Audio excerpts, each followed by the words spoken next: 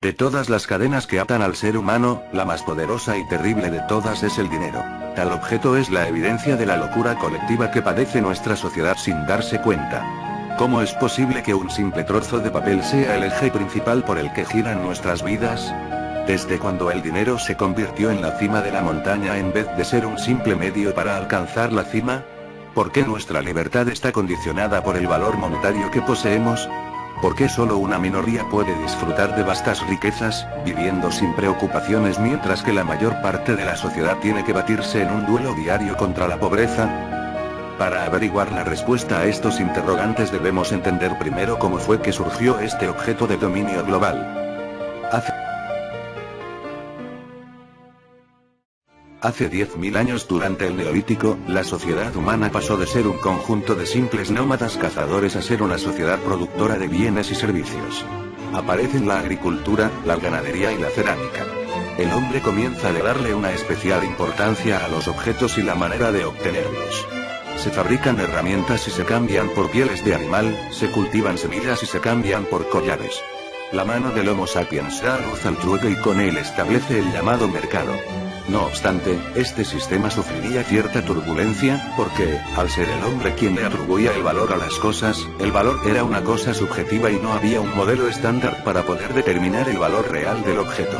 Este problema pareció solucionarse con la explotación de la metalurgia, al usar pequeños trebejos de oro, cobre y plata para simbolizar el valor de la mercancía y así tener unidades de medida como base para el trueque.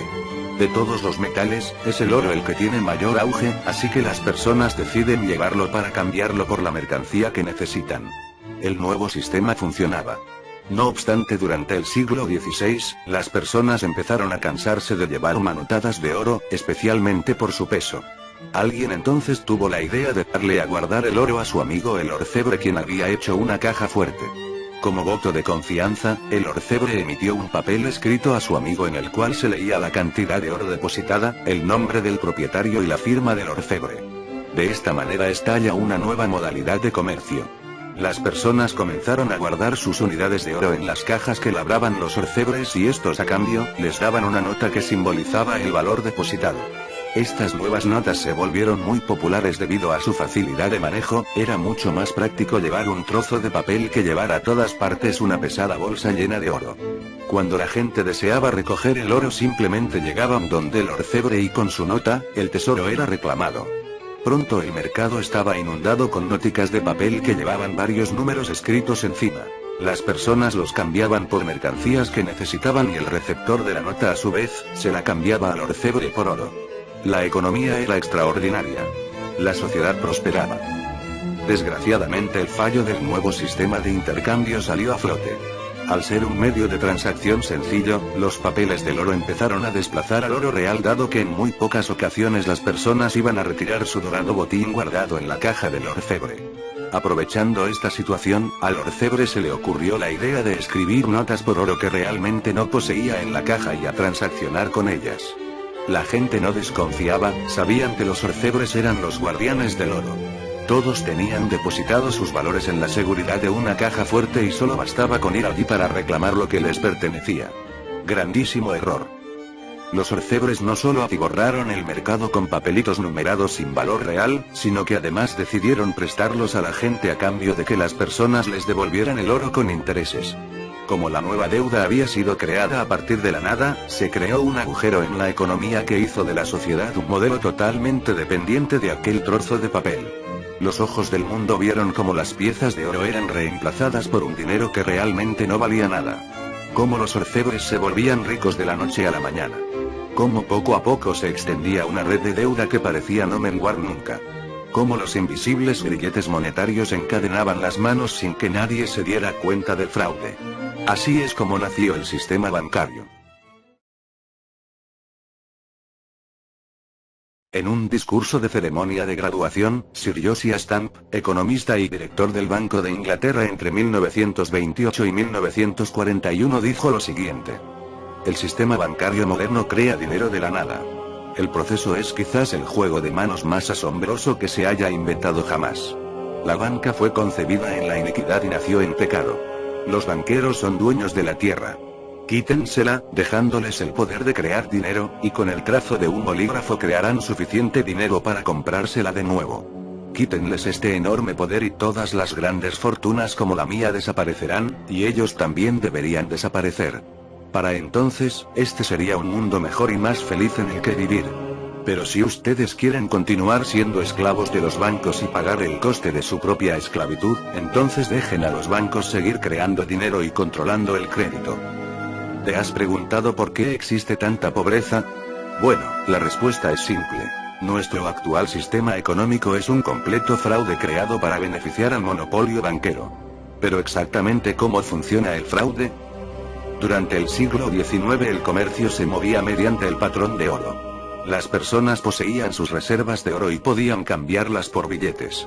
Luego de la Primera Guerra Mundial se impuso el dinero fiduciario, es decir, papel moneda que no está respaldado por ningún metal. Aquí es donde empieza el problema. Al no estar respaldado por oro, plata o cualquier otro metal, el banco puede hacer exactamente lo mismo que realizaba el orfebre en otrora tiempo. Crear dinero que en realidad no posee y prestarlo con interés.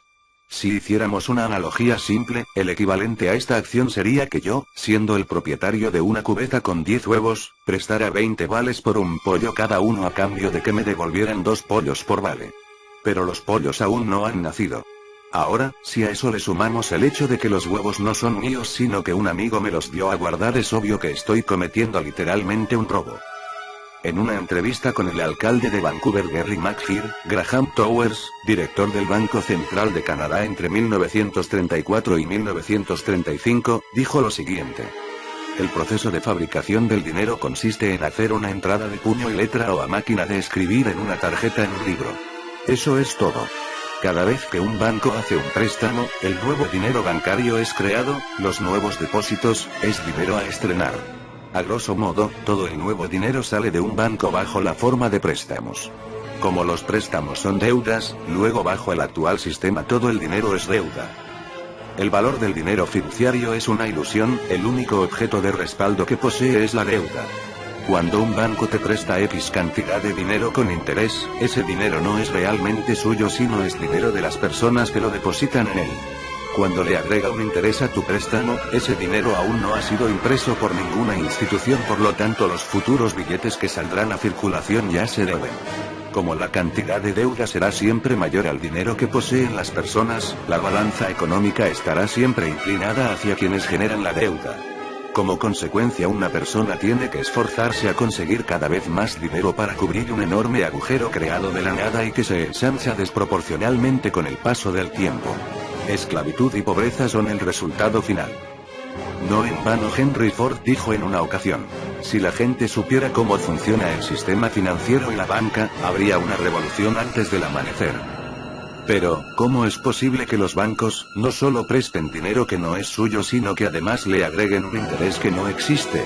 Esto es posible gracias a la ley de reserva fraccionaria que funciona de la siguiente manera. Supongamos que una persona llega a una ciudad con $1000 en el bolsillo. Esa persona deposita sus $1000 en el banco. Hay que saber que existe un reglamento federal, según el cual los bancos pueden prestar una fracción, es decir, una parte del dinero que la gente les deja en depósito. A los bancos se les permite que presten hasta 90% del dinero que la gente les deja en depósito. Dado que los bancos guardan como reserva solo una fracción del dinero que la gente les deja en depósito, esa cantidad se denomina reserva bancaria fraccional.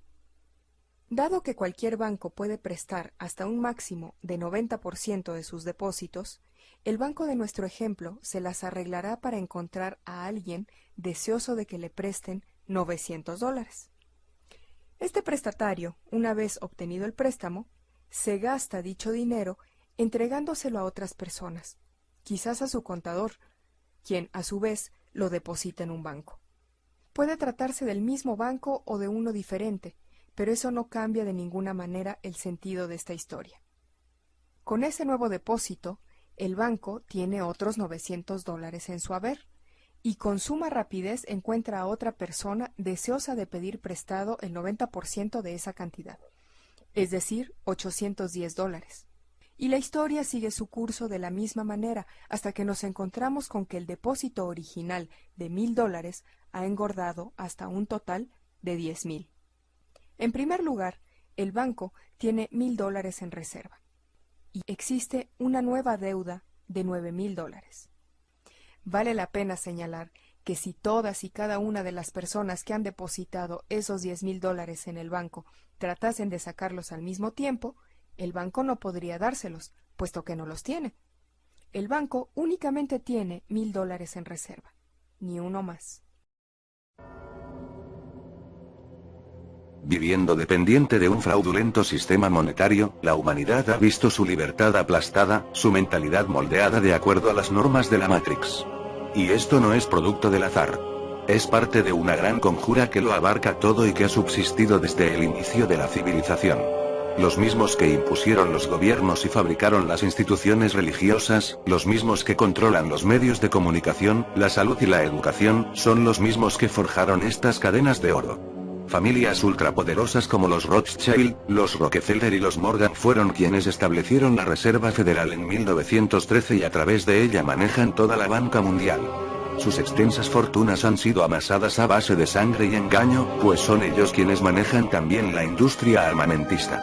Al ser dueños asimismo de la televisión, la prensa y la radio, pueden utilizar su influencia mediática para hacer que dos naciones entren en guerra para luego vender armas a ambos bandos. Una vez la devastación y el caos hayan hecho nido, utilizan los préstamos bancarios para hacer endeudar a los estados afectados con la supuesta intención de subsanar los estragos del conflicto bélico. Esto no es una simple teoría de conspiración, es un hecho nefasto.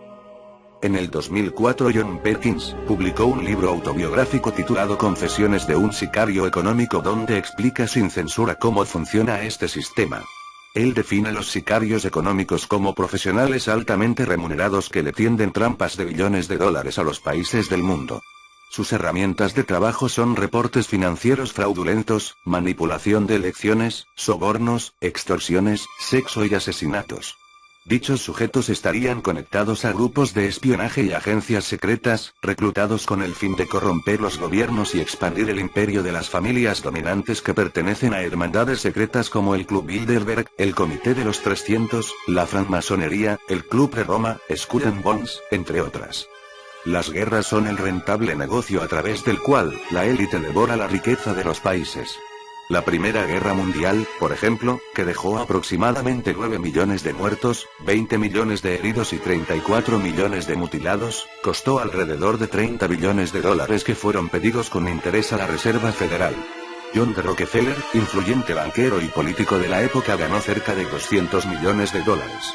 Es curioso también que estas guerras aparezcan planificadas 40 años antes de que estallara la Primera Guerra Mundial, en unas cartas escritas por el político italiano Giuseppe Mazzini enviadas al general Albert Pike, ambos miembros de la francmasonería y la Orden de los Illuminati.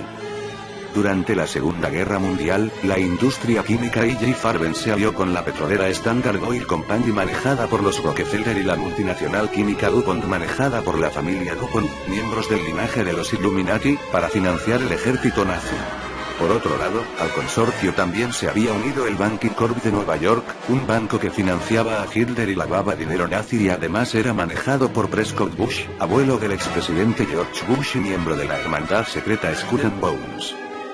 Durante la guerra de Vietnam, los Rockefeller ayudaron a financiar la Unión Soviética para vender armas a ambos bandos de la guerra.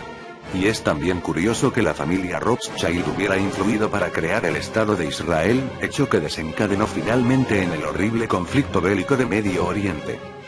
La constante desinformación por parte de las cadenas noticiosas y su bombardeo de miedo al subconsciente, especialmente el miedo a la pobreza, dejan a la humanidad en un grave estado de esclavitud y manipulación. Si a esto se le suma el hecho de que el monstruo televisivo utiliza la publicidad como un arte para engañar y hacer que las personas compren cosas con la promesa de ser felices, entonces es evidente por qué nuestro mundo padece terriblemente. La Matrix droga a la mente de las personas con el materialismo y el culto al lujo, así es como un individuo pasa su vida encadenado a un trabajo monótono que en la mayoría de casos detesta, solo por adquirir bienes y más bienes. Somos igual que un hámster corriendo en una rueda, yendo hacia ningún lugar. Creemos que el sentido de la existencia es tener un título educativo, trabajar, comprar, ver la televisión, comprar, trabajar y así sucesivamente como si los días fueran fotocopias. Luego llega el momento de la muerte y nos damos cuenta tarde, que la vida era para vivir y no para sobrevivir. Era para aprender y no para llenarnos de lujos. Era para evolucionar espiritualmente y no para vivir encerrado en la burbuja de la sociedad. Así que antes de que el último grano en el reloj de arena caiga, es menester preguntarse ¿realmente soy libre? ¿Hago lo que me gusta por amor o solo vivo para conseguir un trozo de papel? ¿Soy feliz? What makes you itch? What sort of a situation would you like? Let's suppose, I do this often in vocational guidance of students. They come to me and say, well, we're getting out of college and we haven't the faintest idea what we want to do. So I always ask the question, what would you like to do if money were no object? How would you really enjoy spending your life? Well, it's so amazing. As a result of our kind of educational system, crowds of students say, well, we'd like to be painters, we'd like to be poets, we'd like to be writers, but as everybody knows, you can't earn any money that way. Or another person says, well, I'd like to live an out-of-doors life and ride horses. I say, do you want to teach in a riding school? Let's go through with it. What do you want to do? When we finally got down to something which the individual says he really wants to do, I will say to him, you do that. And forget the money. Because if you say that getting the money is the most important thing, you will spend your life completely wasting your time. You'll be doing things you don't like doing in order to go on living, that is, to go on doing things you don't like doing, which is stupid. Better to have a short life that is full of what you like doing than a long life spent in a miserable way. And after all, if you do really like what you're doing, it doesn't matter what it is, you can eventually turn it, you could eventually become a master of it. The only way to become a master of something is to be really with it. And then you'll be able to get a good fee for whatever it is. So don't worry too much.